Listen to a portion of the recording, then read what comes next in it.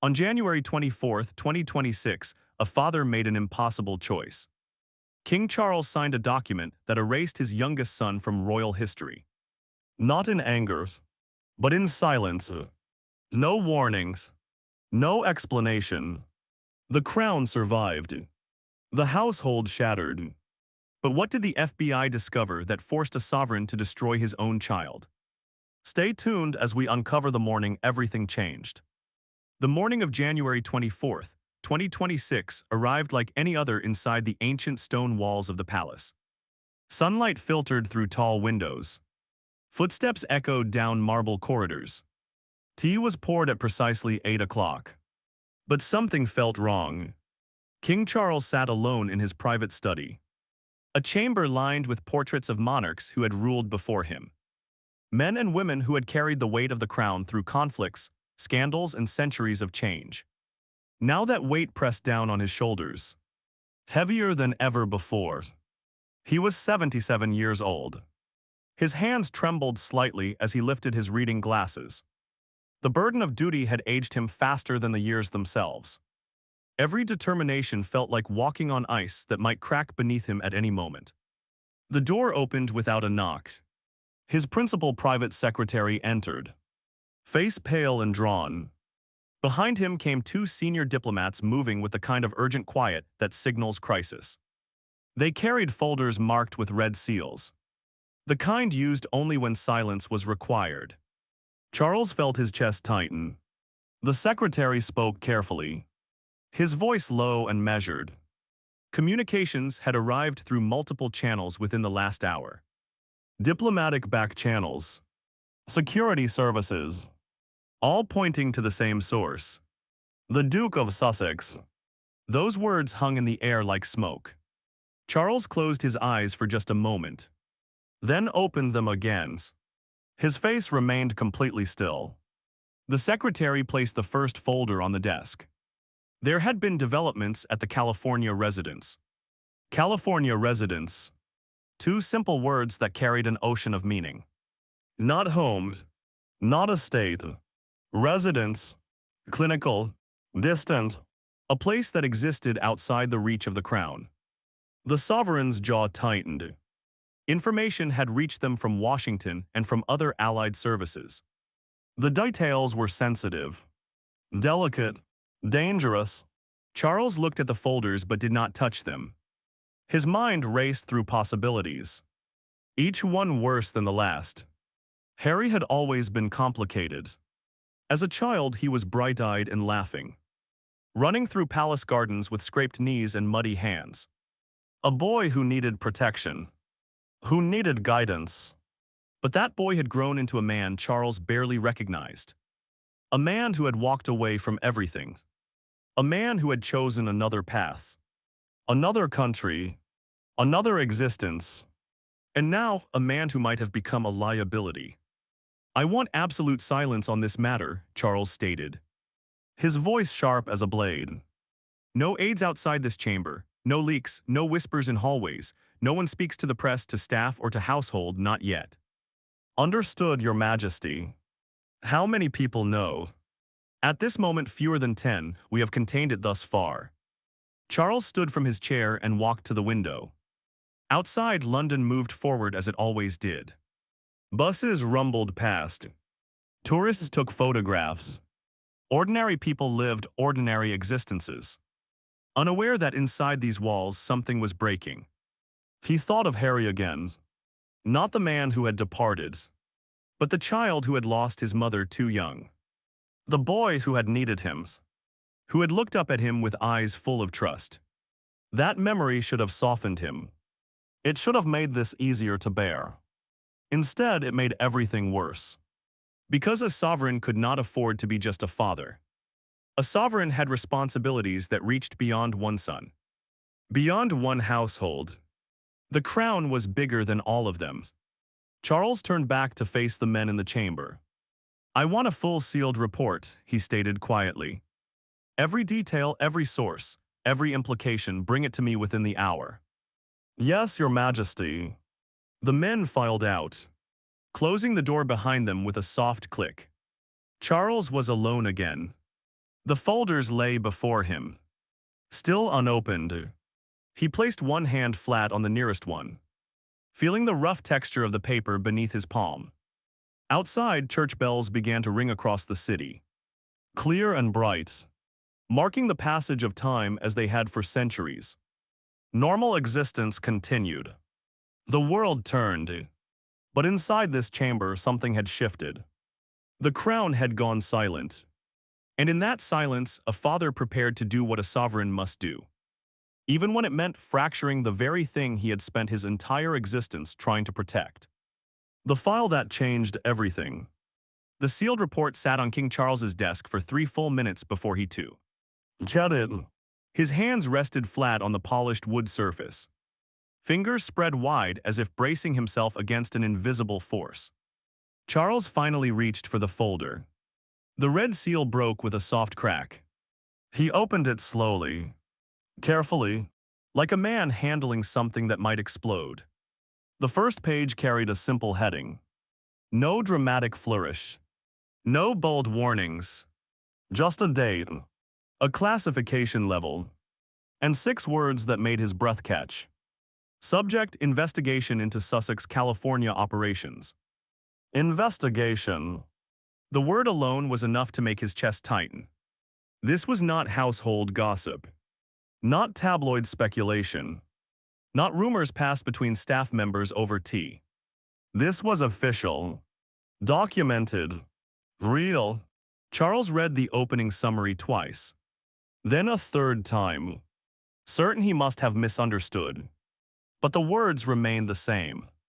Clear. Clinical. Damning. The investigation had not begun with the palace. It had begun across the Atlantic, triggered by concerns that had nothing to do with royal protocol or household drama. The FBI had become involved, not because they wanted to, but because they had no choice. Patterns had emerged. Communications had been flagged. Connections had been traced. Charles felt something cold settle in his stomach. This was not about Harry making poor choices or embarrassing the household. This was something else entirely. Something bigger. Something that reached beyond personal scandal into territory that made his advisors use words like vulnerability and exposure. He turned the page. The report outlined movements and meetings. Financial transactions that seemed ordinary until you looked at them together. Conversations that appeared innocent until you understood who was listening. Piece by piece, the document built a picture that made Charles feel physically ill.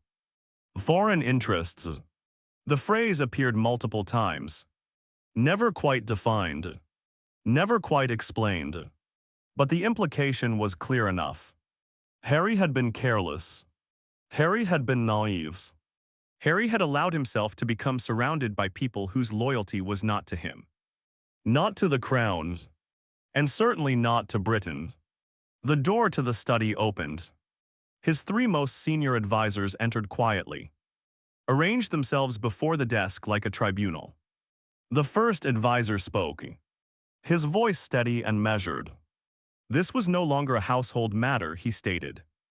The situation had evolved beyond that. What had seemed like personal choices and private determinations now carried implications that reached into matters of state security. Charles finally looked up from the report. His face felt numb. The second advisor continued.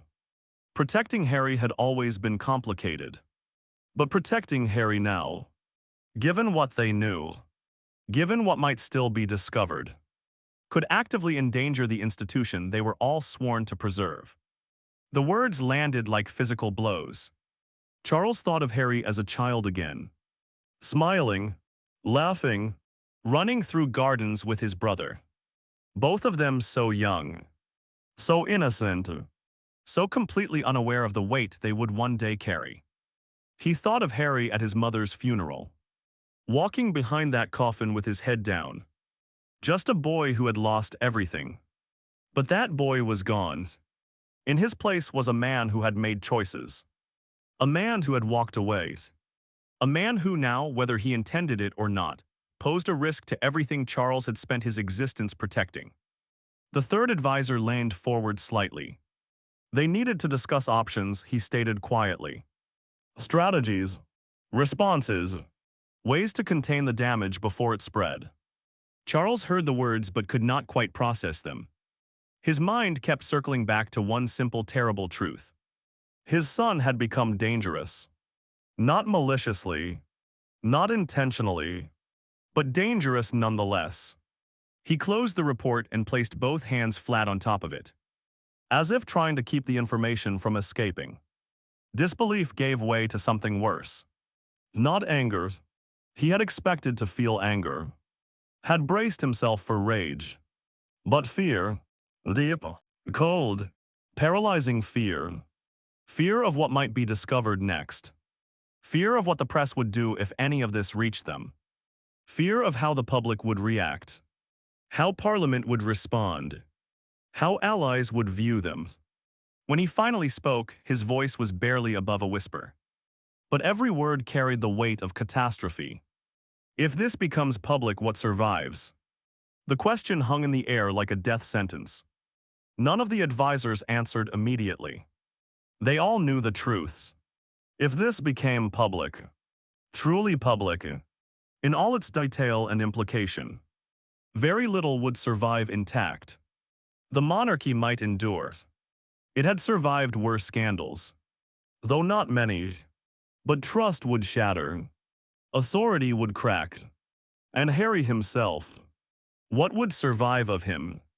Charles did not wait for an answer. He already knew. When brothers become strangers. Prince William arrived at the palace without ceremony. No press announcement. No scheduled appointment in the official diary. Just a quiet phone call in the early afternoon. And a black car pulling through the gates an hour later. The kind of arrival that signaled a crisis. Charles waited in the same study where he had read the report that morning. When William entered, his face was unreadable. He wore a dark suit and moved with the careful precision of a man who had learned long ago to control every visible emotion. They did not embrace. Charles gestured to a chair. William sat. The distance between them felt like miles. There was no gentle way to begin. So Charles simply began. He explained what had been discovered. Not every detail. Some things were too sensitive even for this conversation. But enough. Enough for William to understand the scope. Enough for him to grasp the danger. William listened without interruption. His hands rested loosely in his lap. His breathing remained steady. But something hardened in his expression with each passing minute. Like ice forming over water. When Charles finished, silence filled the chamber. William did not ask questions. He did not express shock or disbelief. Instead, he sat perfectly still for nearly 30 seconds, processing information the way a strategist processes intelligence before battle. When he finally spoke, his voice was quiet and measured. He had suspected something was wrong, he stated. Not this specifically, but something. Harry had been careless for years. Reckless, making determinations without considering consequences. Surrounding himself with people who did not understand what it meant to carry royal blood. Charles started to defend his youngest son. Instinct, automatic and paternal. But William raised one hand slightly, stopping him. This was not about defending Harry anymore, William stated calmly. This was about protecting the institution, protecting the crown, protecting the next generation. The words landed like accusations. Charles looked at his eldest son and saw something that made his chest ache. William was not speaking as a brother. He was speaking as an heir, as a future sovereign. And in that moment, Charles understood with terrible clarity that the boy who had once idolized his younger brother was gone. In his place sat a man who had learned to calculate risk, measure liability, and make determinations based on duty rather than affection. Old wounds surfaced between them without either man speaking them aloud. Years of tension. Years of watching Harry break free while William remained bound. Years of duty versus escape.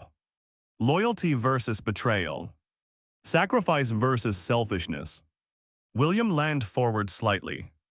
Delay would be dangerous, he stated. If this narrative broke elsewhere first, through lakes, through foreign press, through anyone other than the palace itself, it would look like weakness. Worse than weakness. It would look like incompetence. Charles felt his throat tighten. He tried to explain that Harry was still his son. Still household. Still someone who deserved consideration. Who deserved a chance to explain. But William's expression did not soften. Harry had made his choices, William stated quietly. He had chosen to depart. Chosen to speak against the household publicly. Chosen to build an existence outside the institution while still claiming its benefits. And now, whether intentionally or through sheer negligence, he had created a situation that put everyone at risk. Everyone's, meaning William himself, meaning Catherine's, meaning their children's. Charles felt something break inside him. Because William was right. Harry's actions, whatever their intent, whatever justification he might claim, had created indirect risk for people who had done nothing wrong.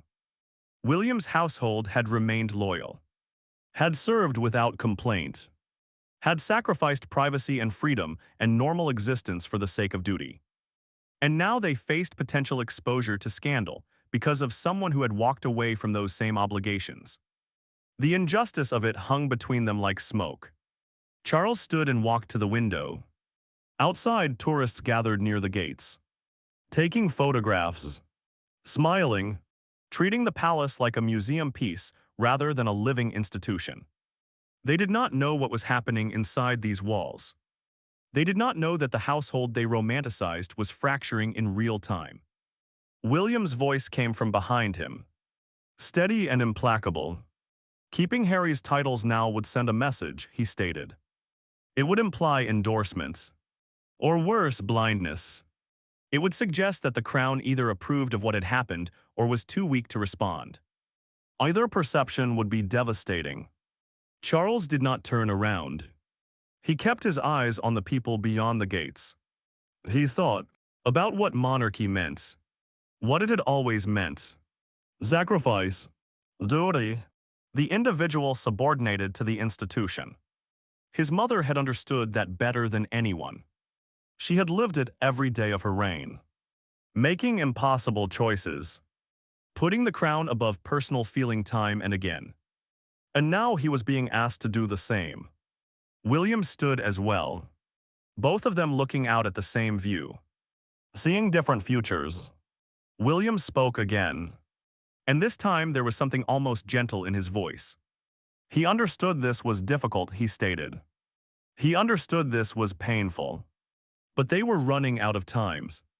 The world did not pause for household sentiment. The crown had to act before someone forced its hand.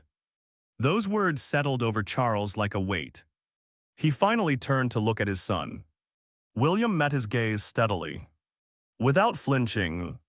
Without apology. In that moment, Charles saw not the boy he had raised, but the sovereign that boy had become without ever wearing the crown. William was already thinking like a monarch, making calculations that put survival above sentiment, choosing the institution over the individual. And Charles realized with devastating clarity that he had no choice but to follow. William straightened his jacket, preparing to depart. But before he reached the door, he paused and looked back at his father. His final words were spoken quietly, but they carried the force of inevitability. The crown must act before the world forces its hand. Then he was gone. Charles stood alone in the fading light, understanding that everything had just changed. The determination had not been made yet. Not officially, but the path forward had become clear, and there would be no turning back. The night a father became only a sovereign. Charles did not sleep. The night stretched endlessly, each hour marked by the distant chimes of palace clocks. He sat in his study with the lights dimmed, surrounded by portraits of monarchs who had faced their own impossible choices. Edward VII, who had chosen affection over duty and spent the rest of his existence in exile. Victoria, who had banished household members for lesser scandals. George V., who had changed the household name itself to survive a conflict. History offered precedent but no comfort. Dawn came slowly. Gray light filtered through windows, turning the study cold and colorless. Charles had barely moved from his desk. Papers surrounded him. Constitutional documents, legal precedents, historical analyses, all of them pointing toward the same conclusion. The determination had already been made. Now it only needed to be executed.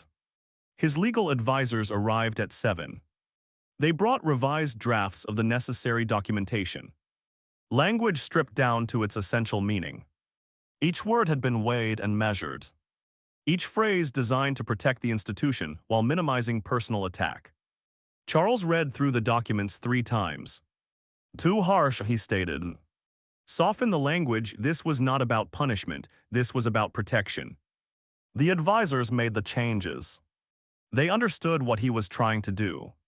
Frame this as necessity rather than retribution. Present it as institutional preservation rather than household conflict. But no amount of careful language could disguise what this really was. A father destroying his son's identity. Charles thought about calling Harry, picking up the phone, explaining, warning him, giving him a chance to respond. But he did not. That silence became its own form of cruelty. Charles understood this even as he chose it. By not calling, he was denying Harry even the dignity of knowing what was coming. But calling would mean an argument, pleading, emotion that might weaken his resolve. And he could not afford weakness now. The final document was placed before him at exactly 9:30. It looked ordinary, just paper and ink, official letterhead and formal language. Nothing that suggested the devastation it would cause. Charles picked up his pen. His hand trembled slightly. He set the pen down and flexed his fingers, willing them to steadiness. A sovereign's signature could not waver. History would examine this document for generations. Analyze the handwriting. Look for signs of hesitation or doubt. He could show neither. Charles picked up the pen again. This time his hand remained steady.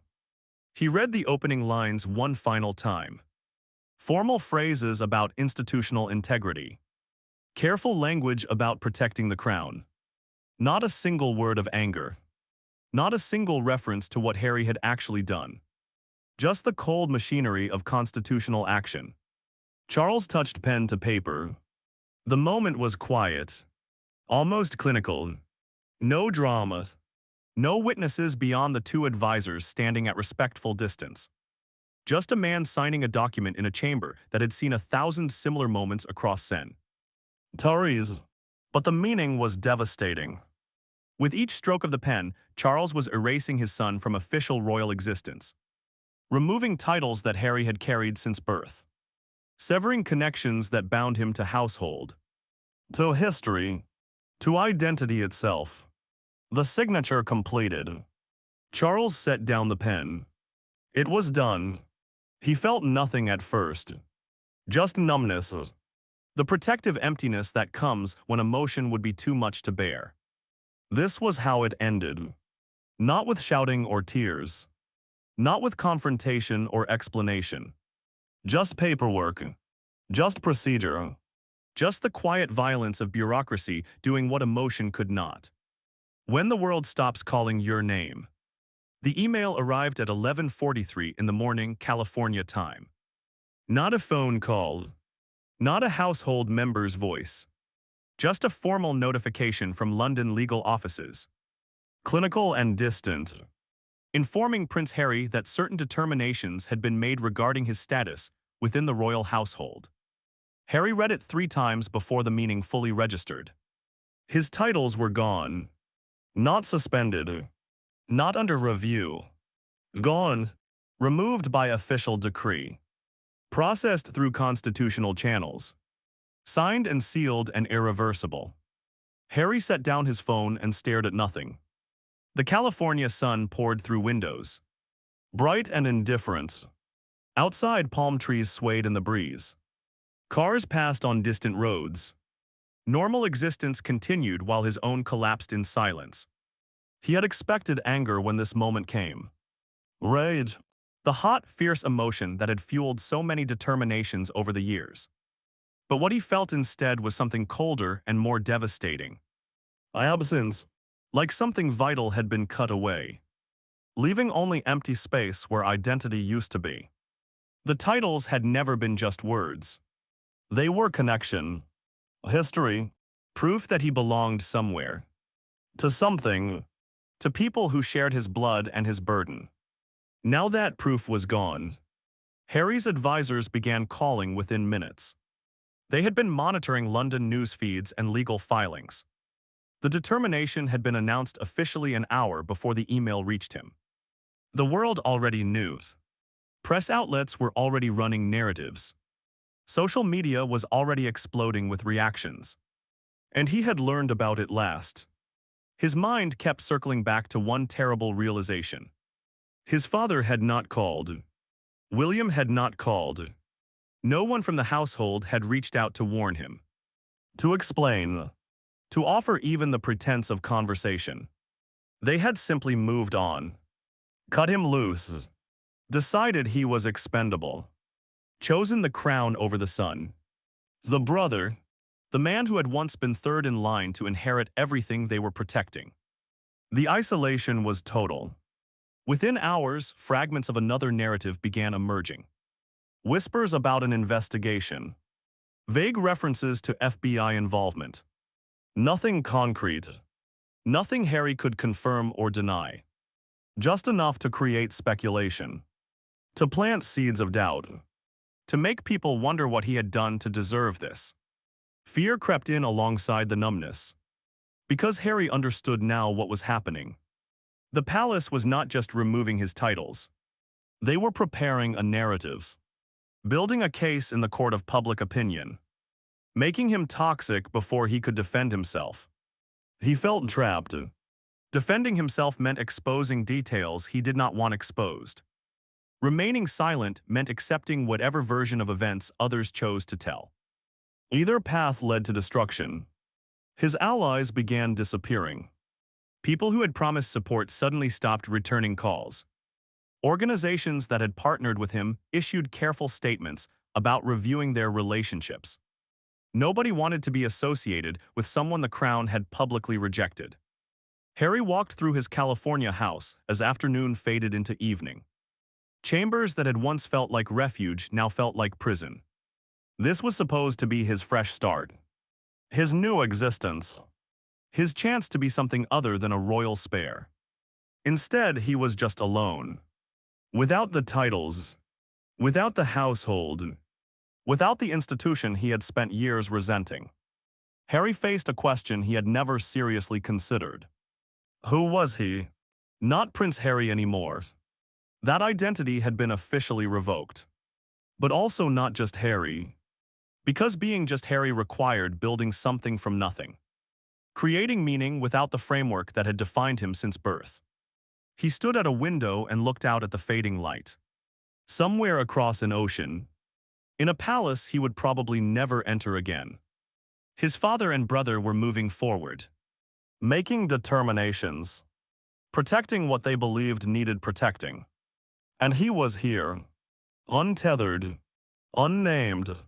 Facing a future that stretched forward without shape or direction. The price of survival. The world reacted within hours. WS spread across continents like wildfire. Television broadcasts interrupted regular programming. Social media exploded with opinions. The reactions were swift but divided. Some praised King Charles for protecting the institution, for making the difficult choice that duty required, for showing that the monarchy still had standards, still had boundaries, still demanded loyalty in exchange for privilege. Others condemned him as cruel, heartless, a father who had abandoned his son when he needed protection most. They called it revenge disguised as responsibility. Personal grievance masquerading as constitutional necessity. The truth, as always, fell somewhere between the extremes. The monarchy stood. That much was certain. The determination had been made, announced, and defended through official channels. Constitutional experts confirmed its legality. Historical precedent supported its implementation. The institution had survived another crisis. But it had also changed. Something fundamental had shifted in how the world viewed the royal household. Not as untouchable symbols above ordinary human struggle, but as people capable of the same brutal choices that ordinary households made. Capable of choosing survival over sentiment. Capable of cutting away their own to save themselves. The crown had protected itself, but it had lost something in the process. Some measure of mystique. Some fragment of the fantasy that royalty meant something better. Something nobler than the cold calculations of power. King Charles appeared in public 3 days after the announcement. A scheduled engagement at a children's hospital. He smiled at the right moments. Shook hands. Spoke warmly to households.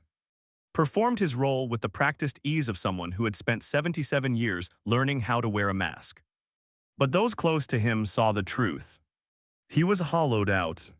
Not broken. Breaking would have been too dramatic. Just emptied. As if some vital part of him had been removed. And what remained was just the shell performing necessary functions. At night, alone in his private chambers, Charles sat in silence. No readings. No music. Just a stillness. The kind that comes when there is nothing left to do except endure the weight of choices that cannot be unmade. He had done what had to be done. Saved the institution. Protected the crown. Ensured that the monarchy would survive this crisis and continue into the next generation. But the cost was more than he had anticipated. Because titles could be stripped. Official roles could be removed. Constitutional connections could be severed with signatures and seals. But blood could not. Harry was still his son. That fact remained unchanged by any document, any decree, any official action. And Charles understood now that this determination would define his reign more than any ceremony or achievement or diplomatic success. History would remember him not for what he built, but for what he destroyed. Not for who he protected, but for who he cast away. The household did not gather after the announcement. No meeting to process what had happened. No conversation to make sense of the fracture. They simply continued existing in separate spheres, connected by blood and titles, but separated by choices too large to bridge. Charles understood this in the quiet hours when sleep would not come. He had made the choice every monarch before him had been forced to make at some point, sacrificing the personal for the political, the human for the historical, the father for the sovereign. The crown had survived. The institution remained intact. The monarchy would continue into the next generation, protected and preserved. But the household would not heal. Some wounds were too deep, some choices too brutal, some fractures too complete to ever fully mend. And Charles would carry that knowledge for whatever time remained to him. He stood at a window one evening, watching London lights spread across the darkness. Millions of people living ordinary existences, making ordinary choices, free to cherish their children without weighing constitutional consequences, free to protect their households without calculating institutional risk, free in ways a sovereign could never be. What do you think? Did Charles make the right determination? Or did he sacrifice too much to protect the crown? Let me know your thoughts in the comments below.